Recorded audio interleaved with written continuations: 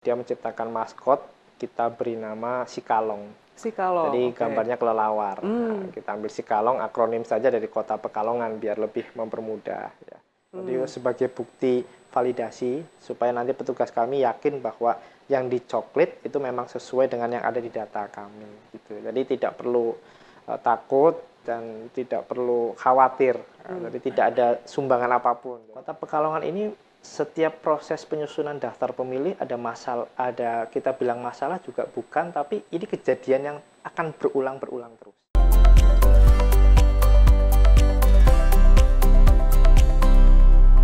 Halo Tribuners, berjumpa lagi di Tribun Topik, di mana kita akan membahas topik menarik untuk dikulik. Kali ini dipandu oleh saya, Elsa Elningtyas. Di mana hari ini kabarnya Tribuners? Semoga dalam keadaan sehat dan bahagia ya. Tribuners, seperti yang kita tahu nih, pada tanggal 27 November 2024 mendatang, kita akan mengadakan pilkada serentak nih Tribuners. Tribuners sudah siap-siap apa aja nih buat menyongsong pilkada serentak nanti? Nah, pada Tribun Topik kali ini kita bakal ngepo nih, kita bakal tanya-tanya tentang persiapan KPU Kota Pekalongan untuk menyongsong pilkada serentak 2024. Sebelumnya Elsa perkenalkan terlebih dahulu narasumber yang sudah hadir di studio Tribun Jateng kali ini, yaitu Ketua KPU Kota Pekalongan Bapak Fajar Randi Yogananda. Halo Bapak, selamat siang. Selamat siang Kak Elsa. Wih, ini anaknya manggilnya Kak atau Pak? Ini muda banget loh Tribuners ya. Panggil Pak aja. Panggil Pak aja ya. Pak Fajar, Pak Randi apa Pak Yoga ini? Pak Fajar aja. Pak Fajar ya, baik Pak Fajar. Terima kasih sudah menyediakan waktunya untuk hadir di studio Tribun Jateng kali ini. Ya. Gimana nih Pak kabar hari ini? Alhamdulillah sehat dan saya terima kasih nih udah diundang sama Tribun Jateng untuk ya sharing-sharing sedikit lah tentang bagaimana nanti pelaksanaan pilkada di Kota Pekalongan. Wih, mantap. Masih semangat ya Pak berarti ya? Oh harus dan selalu semangat. Luar biasa. Baik Pak Fajar, kita mau tanya-tanya nih seputar persiapannya KPU Kota Pekalongan untuk pilkada 2024 nanti. Sejauh ini sudah seperti apa persiapannya? Ya, untuk persiapan di Kota Pekalongan, yang pertama kami ini menganut prinsip siap tidak siap harus siap ya. Tapi yang jelas ada dua indikator yang bisa kita gunakan untuk mengukur bagaimana kesiapan konsentrasi pilkada di suatu daerah. Yang pertama, alhamdulillah di Kota Pekalongan untuk tahapan dalam hal ini terkait dengan anggaran, kita sudah mempunyai anggaran yang cukup dan sudah dicairkan oleh pemerintah Kota Pekalongan, yang pertama. Terus yang kedua, tahapan yang harus kita lakukan adalah koordinasi. Nah, jadi kita saat ini terus menjalin koordinasi dengan semua stakeholder, baik itu jajaran Forkompinda, akademisi, LSM dan lain sebagainya yang ada di Kota Pekalongan agar nanti jalannya tahapan pilkada di Kota Pekalongan bisa berjalan dengan lancar. Itu mungkin Mbak. Baik. Jadi udah mulai sibuk gitu ya, kegiatannya udah mulai banyak seperti itu. Baik, kalau untuk KPU Kota Pekalongan sendiri, selama ini sudah bertemu suatu tantangan yang berarti belum dalam tahapan-tahapan persiapan ini? Ya. Untuk tantangan yang kita hadapi, alhamdulillah sampai saat ini belum begitu sih. Jadi karena sekali lagi kami berprinsip bahwa semua akan lancar ketika kami berkomunikasi dengan baik. Dan salah satunya tadi yang saya sampaikan di awal yaitu dengan cara koordinasi. Jadi dengan koordinasi kita bisa memetakan tantangan-tantangan yang akan dihadapi dan dicari solusinya bersama. Itu sih Kak. Baik, berarti berkolaborasi juga perlu seperti Betul. itu ya. Baik, seperti itu. Kalau untuk Pak Fajar sendiri bisa diceritakan nggak kira-kira kapan launching untuk Pilkada 2024-nya ini dilaksanakan? Oh ya, jadi untuk launching kita sudah melakukan kemarin di hari Minggu tanggal 26 Mei 2024. Konsep launching kita sendiri sedikit berbeda ya. Kita memakai konsep yaitu jalan sehat. Ya, karena kita ingin menyampaikan juga kepada masyarakat ada filosofinya bahwa harapannya dimulainya tahapan launching pilkada KPU Kota Pekalongan ini dengan langkah dengan jalan sehat dan harapannya langkah dari para pemilih yang ada di Kota Pekalongan tidak berhenti di hari itu saja, tapi bisa diteruskan nanti dengan datang ke TPS pada hari Rabu 27 November 2024 untuk menggunakan hak pilihnya Kak. Baik. Jadi ada filosofinya kenapa mengadakan jalan sehat Betul. seperti itu ya. Oh, mendalam juga ya. Ternyata ada arti-artinya dari kegiatan jalan sehatnya itu. Iya. Nah, kalau dari jalan sehatnya ini animonya seperti apa kemarin? Mungkin boleh diceritakan. Animonya cukup banyak ya, karena yang pertama tentu manusiawi ya, ketika dengar yang gratis. Oh, baik. Ya, yang Suka itu gratis, gratisan iya, ya. yang gratis tentu lebih tertarik gitu ya. Dan di jalan sehat pun juga kita meluncurkan juga yaitu jingle dan juga maskot kita. Oh, baik. Iya. Mungkin boleh diceritain juga mengenai maskotnya ini. Kenapa dipilih menjadi maskot atau namanya Oke, apa nih? ya. Jadi untuk maskot kita ini diciptakan, kita memang minta tolong ke Ketua Dewan Kesenian kita di Kota Pekalongan. Nah, itu dia menciptakan maskot, kita beri nama Si Kalong. Si Kalong. Jadi oke. gambarnya kelelawar. Nah, kita ambil Si Kalong, akronim saja dari Kota Pekalongan biar lebih mempermudah ya. Si Kalong ini berwarna biru karena kita ingin menghadirkan nuansa damai. Jadi kalau filosofi biru itu orang melihat itu lebih damai, lebih tenang. Jadi harapannya nanti juga tenang ya. Dan Si Kalong ini kita juga terinspirasi dari julukan supporter yang ada di Kota Pekalongan. Kita punya klub bola namanya Persib, sebutannya adalah Laskar Kalong. Jadi harapannya nanti animo pemilih itu sama seperti animo supporter, Mbak. Kalau supporter kan setiap timnya bermain, dia akan datang ke stadion untuk menonton. Lah, Akan kita hadir ya? harapannya sama seperti itu. Jadi animonya untuk pemilih datang ke TPS juga nanti sama. Gitu. Baik. Jadi dari Si Kalong ini harapannya bisa membuat Tribuners atau mungkin nanti warga Kota Pekalongan untuk hadir dan datang gitu ya, mensupport entah itu mungkin jagoannya di pilkada nanti seperti itu ya. Jadi ibaratnya kayak nonton sepak bola seperti itu ya. Betul. Menarik, dan ada nuansa damainya seperti itu dengan mengusung warna biru. Nah. Keren banget ternyata ya. Baik, mungkin mau menanyakan juga nih dari sisi pelaksanaan. Untuk Pilkada Kota Pekalongan ini sudah sampai di tahapan apa, Pak? Ya, jadi untuk tahapan yang berlangsung sampai saat ini kita sudah memasuki tahapan pencocokan dan penelitian ya. Di samping kegiatan sosialisasi yang juga kita lakukan, seperti halnya kayak kemarin kita launching mengenalkan maskot dan juga jinglenya ya. Kebetulan jinglenya ini kita juga buat sendiri, judulnya Ayo Podo Milih, seperti itu. Jadi kita kemas dengan nuansa yang kekinian untuk lagunya. Untuk tahapan yang berlangsung juga saat ini memang lebih memfokuskan pada pencocokan daftar pemilih. Jadi kita masuk atau kita kenal dengan istilah coklit, Mbak. Jadi petugas ini nanti mulai tanggal 24 Juni sampai dengan nanti 24 Juli ya akan datang ke rumah-rumah untuk melakukan proses tadi pencocokan penelitian supaya memastikan bagi warga Kota Pekalongan yang punya hak pilih nanti bisa menggunakan hak pilihnya pada hari Rabu 27 November 2024.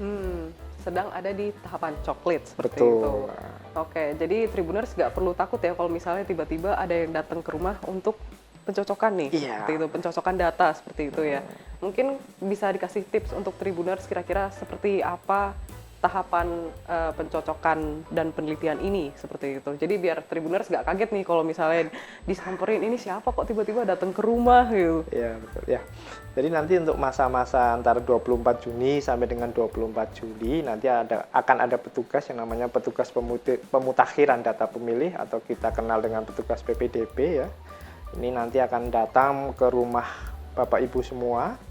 Mereka sudah kita bekali identitas, jadi menggunakan rompi, ya, lalu menggunakan ID card dan juga topi. Nah, nanti datang, sifatnya hanya konfirmasi, dan harapannya Bapak Ibu juga bisa menyediakan KTP atau KK. Jadi sebagai bukti validasi, supaya nanti petugas kami yakin bahwa yang dicoklit itu memang sesuai dengan yang ada di data kami. Gitu. Jadi tidak perlu takut dan tidak perlu khawatir. Jadi tidak ada sumbangan apapun. Jadi dikhawatirkan kadang ini mau minta sumbangan atau apa tidak. Tapi petugas kami sudah kita bekali identitas dan rata-rata sama antar daerah uniform yang digunakan karena memang serentak. Baik.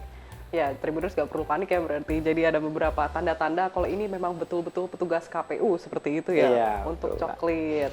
Nah, sampai tanggal 24 Juli ya, seperti Iya, itu betul. ya. Oke, dalam waktu rentang 1 bulan Tribuners nanti akan ada petugas KPU yang hadir di lingkungan Tribuners nanti mau mencocokkan dan meneliti untuk datanya sudah sama atau belum. Seperti itu. Baik. Untuk kita kan sudah berbicara mengenai tentang tahapannya. Nah, kalau untuk sekarang bagaimana untuk calon yang diusung parpol nih Pak? Soalnya kan ada beberapa syarat dan terutama terkait jumlah minimal kursi di DPRD khususnya di Kota Pekalongan. Itu seperti apa? Mungkin boleh diceritakan. Ya, jadi untuk mengusung calon kepala daerah dan wakil kepala daerah, partai ini mempunyai dua mekanisme, Mbak. Yang pertama menggunakan 25% perolehan suara sah pada pemilu terakhir atau 20% perolehan kursi yang ada di DPRD masing-masing. Ya. Jadi untuk Kota Pekalongan, berdasarkan hasil rekapitulasi pemilu 2024, ini tidak ada satupun partai yang dia bisa menggunakan mekanisme 25% perolehan suara sah. Tapi ada yang bisa menggunakan perolehan 20% kursi tadi. Jadi karena jumlah kursi di Kota Pekalongan itu 35, setidaknya partai harus mempunyai 7 kursi. Dan saat ini hanya ada satu partai saja yang bisa mengusung tanpa harus berkoalisi. Baik. Jadi sudah ada ketentuannya ya, dan itu pun syaratnya sudah disampaikan oleh Pak Fajar seperti itu. Baik Pak Fajar, untuk partisipasi pemilihnya nih di Pilkada 2024, kira-kira potensinya seperti apa nih, prediksinya lah seperti itu. Kira-kira apakah sama dengan Pilpres 2024 kemarin atau stabil atau seperti apa nih kira-kira prediksinya? Ya, untuk pemilu 2024 kita memang ada kenaikan Mbak 2% ya dibandingkan pemilu 2019. Ketika pemilu 2019 kita ada di tataran 83%, di pemilu 2024 kita naik sekitar 85%. Nah, lalu di pilkada terakhir 2020 kita partisipasi sejumlah 79,3. Memang ada gap ya antara pemilu dan pilkada. Kenapa? Karena yang dasarnya adalah di pemilu kita melakukan dua jenis pemilihan. Yang pertama pemilihan eksekutif dan juga legislatif. Nah, ketika di pilkada kita hanya melakukan satu jenis pemilihan eksekutif ya. Lalu dari kami KPU Kota Pekalongan berinisiatif agar peran eksekutif itu kita maksimalkan kembali.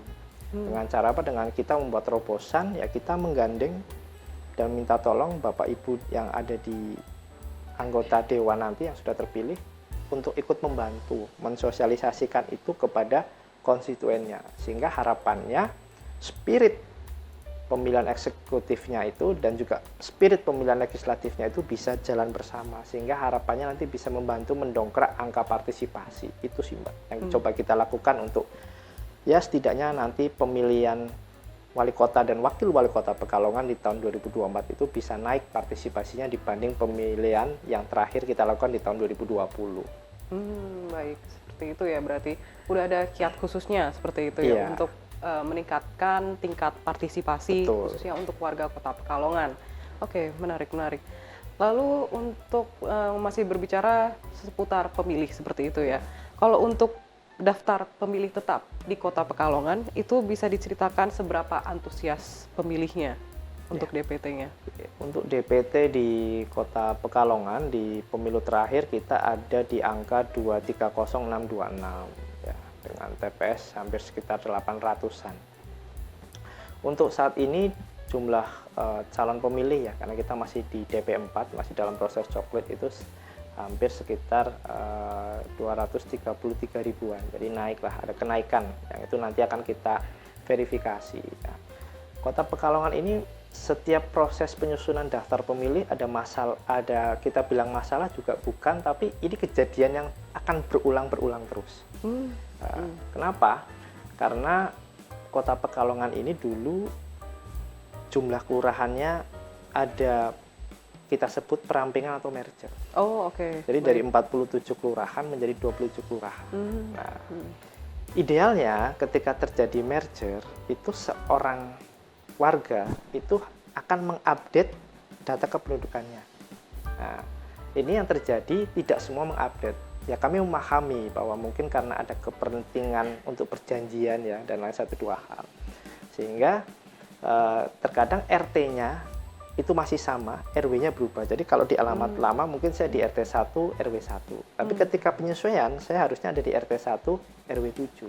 Oh, Nah, baik. sehingga pada saat pelaksanaan coklit, dia penempatan TPS-nya tidak di TPS asalnya. Nah, maka akan muncul seperti itu ketika coklit. Tapi itu bisa kita selesaikan. Karena kan coklit itu ada proses koordinasi antar kelurahan, antar petugas yang ada di kelurahan tersebut. Jadi itu masalah terus berulang-ulang. Jadi selama yang bersangkutan tidak mengupdate data domisilinya, ya maka dia akan terjadi seperti itu terus. Oh, baik, seperti itu ya. Iya. Jadi berarti warga Kota Pekalongan yang harus aktif untuk mengupdate datanya. Iya, seperti harapannya. Tapi kami juga memaklumi karena tadi ada ya satu dua hal mungkin terkait dengan untuk perjanjian dan sebagainya. Kalau harus merubah data mungkin ada beberapa efek ya yang ditimbulkan. Baik. Mungkin bisa disampaikan pesannya ke Tribuners kira-kira kalau untuk mengupdate datanya ini seperti apa gitu? Ya sebetulnya mudah, cukup datang ke Dinas Kependudukan dan Catatan Sipil Kota Pekalongan saja, Mbak. Nanti di sana akan dilayani untuk proses update datanya, KTP-nya supaya sesuai dengan yang alamat yang sudah baru. Itu saja.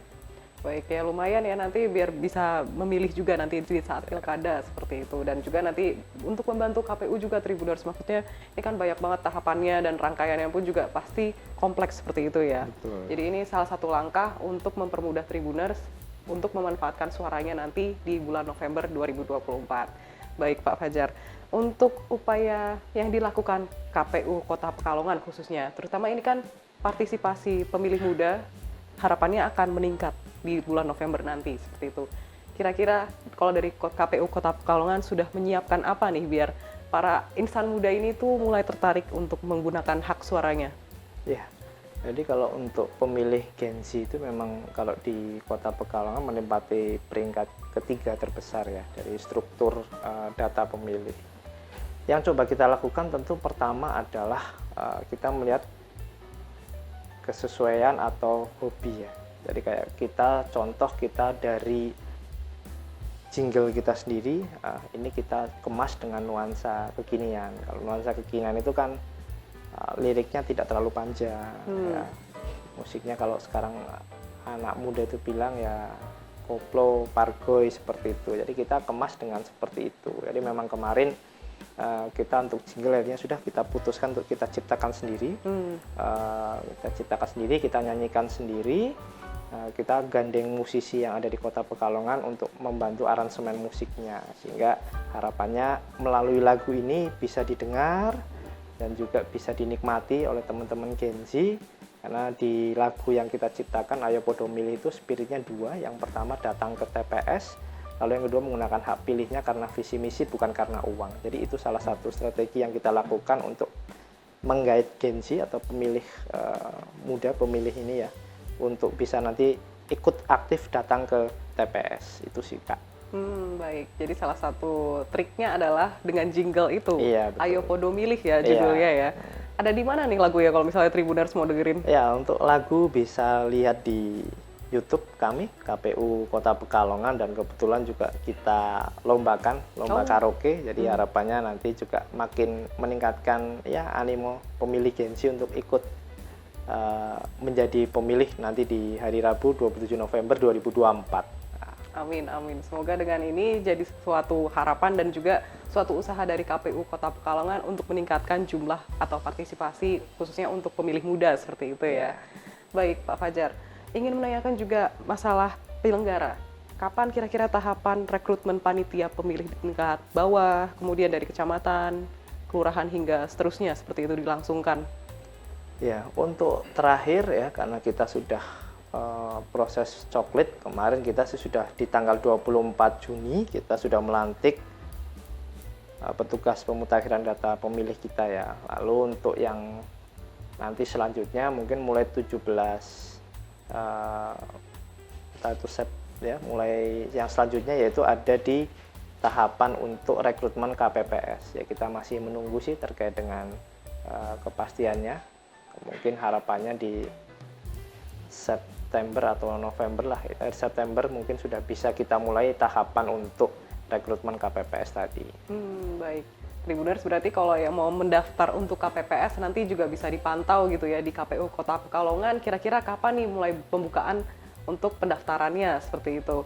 bisa dikepoin di mana nih Pak kira-kira kalau misalnya untuk memantau kegiatan-kegiatan KPU, kemudian mungkin terbaru ini ada aktivitas apa dari KPU Kota Pekalongan?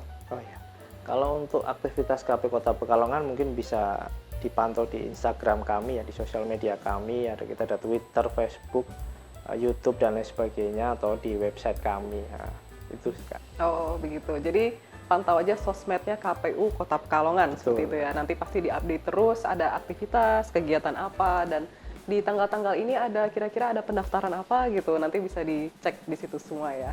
Baik, terakhir Pak Fajar, mungkin ada pesankah untuk para Tribuners yang sedang menonton saat ini? Ya, untuk para Tribuners khususnya di Kota Pekalongan ya, kami berharap Bapak Ibu semua proaktif dalam proses penyusunan daftar pemilih ini, dan nanti hari Rabu tanggal 27 November 2024 Bapak Ibu yang sudah mempunyai hak pilih bisa menggunakan hak pilihnya, karena maju atau berkembangnya Kota Pekalongan ini ada di tangan Bapak Ibu semua melalui cara menyalurkan hak pilih di TPS Bapak Ibu masing-masing.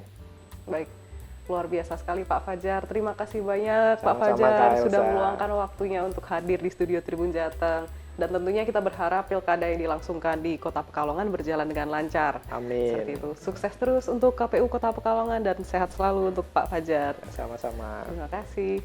Baik, sekian Tribuners untuk Tribun Topik kali ini. Jangan lupa untuk saksikan Tribun Topik berikutnya hanya di media sosial Tribun Jateng. Saya Elsa Elning Tias pamit undur diri. Sampai jumpa.